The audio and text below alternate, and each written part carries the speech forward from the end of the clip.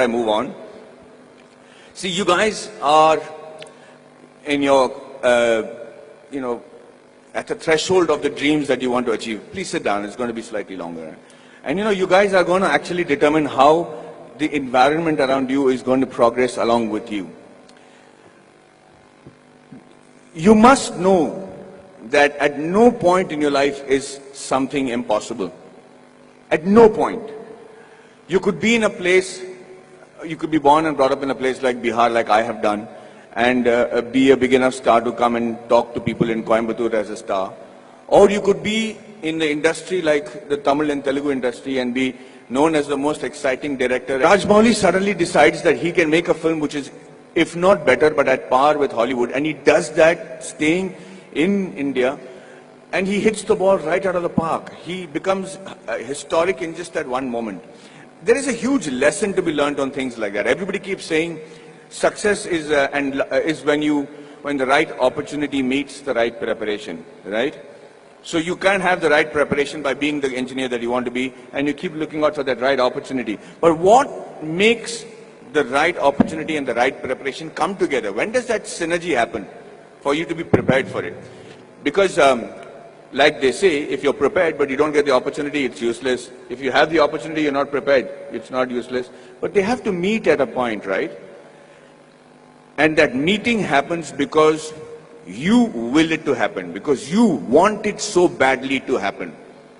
I could be walking down any street, I could be anybody, but why did that one director come and meet me and wanted me to act in that television serial?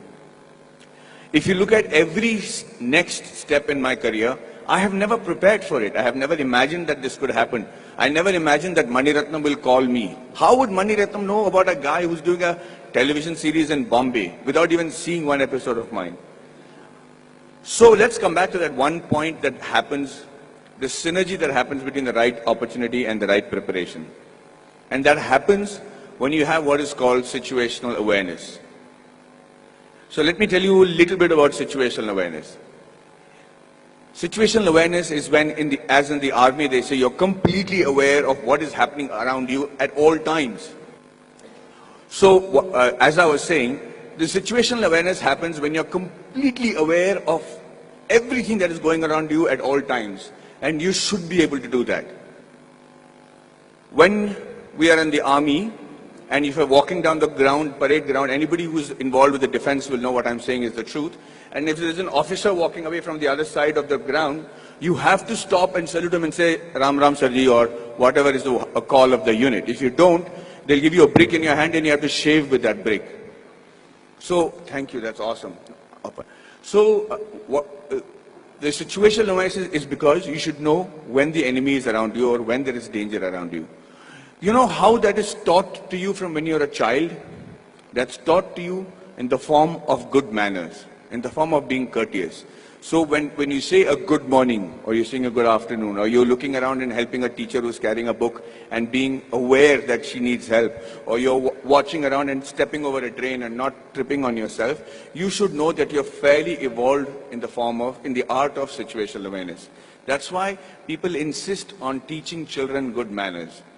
And anybody who has good manners, it's not just a desire, it's not the desire just to be considered to be a polite guy, but the ability to know when somebody needs to be wished, somebody needs help, somebody is in need of assistance, or somebody has to run away. And that's why you teach your child good manners. And I will tell you today, from the bottom of my heart, I might not be completely worthy of some of the opportunities that I got, but I grabbed it like hell. And I got those opportunities simply because I was a very well-mannered person. I was able to, and with that manner, with the way you walk, with your gait, the kind of words that you use, it's very common to use normal language when you're friends and everything, but most people don't even have a vocabulary. The reason I started those classes in Kolhapur was so that I had my friends who came to me and said, Maddie, we are very good engineers, buddy. We're really good at what we're doing. But the problem is I can't speak in English, I can't speak in Marathi. So when they come from Tatas and Kirloskars for campus selections, I'm not able to communicate to them. They don't even observe a Kolhapuri boy wearing a terracotta pant and a shirt and wearing chappals and don't even consider that he could be a good engineer. So I said, the fault lies with you guys. He says, you have to break the clutter. Nobody's going to come and say, hey, you know what, maybe you're a good engineer, let me give you a shot. You have to be noticed in that very first instant. And for two reasons. One is that either you should know what is a good profession for you. If you're not able to make an impression, then quickly change it.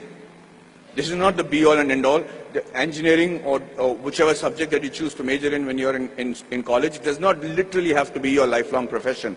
But give it a shot. At least know if that is a profession that you really want to pursue and excel in, because that's the only way you'll survive, is if you excel in it. If you excel in it to such an extent that you think, sleep, dream, eat, breathe that particular job.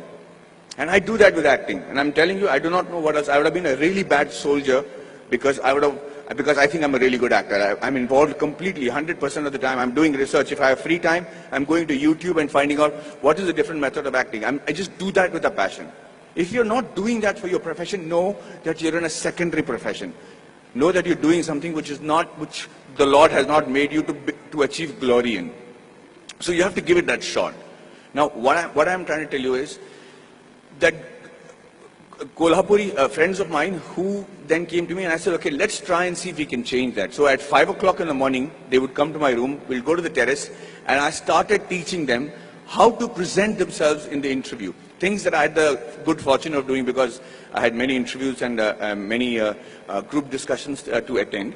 And then I started with basic things on how to shake hands, how to look somebody in the eye and speak. How do you introduce yourself? How do you shake hands with a lady as opposed to a man?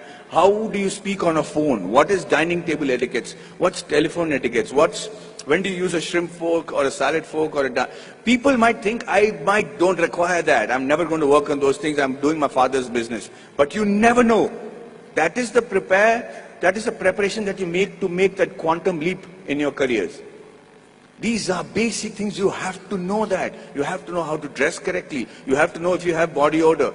You have to know whether you're spitting on people's face and how to stop it when you're speaking. If you don't do these things, ladies and gentlemen, you will be in an average life, doing an average job and living an average life. Having said that, I'm not saying that is wrong. That could be your calling. My father is very happy living that sort of a life because they don't live in extremes. But if you have a passion and if you have a desire to be exceptional, if you have a desire to be seen apart from the crowd, then this is the bare minimum thing you should do. So when these guys went for the interview the next time in Kolhapur, I made it a point to call the Tatas and say, hey, you know what is wrong? Because I am from Jamshedpur, from the Tata Steel town. I knew the officers, I knew the senior gentlemen. I said, sir, you know, these friends of mine are extraordinary engineers. The mere reason why you're not taking them is because they don't know how to present themselves in English. How long is it going to take for you to send somebody who knows Marathi in your panel so that they can actually judge and see if these guys are good enough for Tata Steel? Do you need good people who speak in English or do you need somebody who are good engineers? And he agreed. He actually sent people from Maharashtra, and for the first time in the history of Kolhapur, we had 5 guys getting into Tata Steel and Kirloskars. And I just wanted to say that I'm not taking credit for it. I just felt bad because it is just a small 3-day push that they required to achieve that. So when they were interviewed, they said 4 years of learning engineering one side, and those 3 days with Maddie, we became engineers and successful today because of those 3 days. And what I am teaching you is nothing extraordinary. It is simple stuff. It's the norms. It's the way of the world. So yes, we are all radicals here. I mean, you guys are very awesome students. You're sitting there quietly listening to me. We used to make a ruckus if somebody came to give a speech. But the idea is that you have to connect to the audiences that you're speaking to. Public speaking and group discussion skills can be taught in 15 minutes. I used to challenge my students that I should say, I will hold each and every one of your attention for 15 minutes because I will say such relevant stuff that you will be forced to pay attention to me. And that's how you make an impression. That's how you break the clutter. That's how you get seen in this world, and that's how you can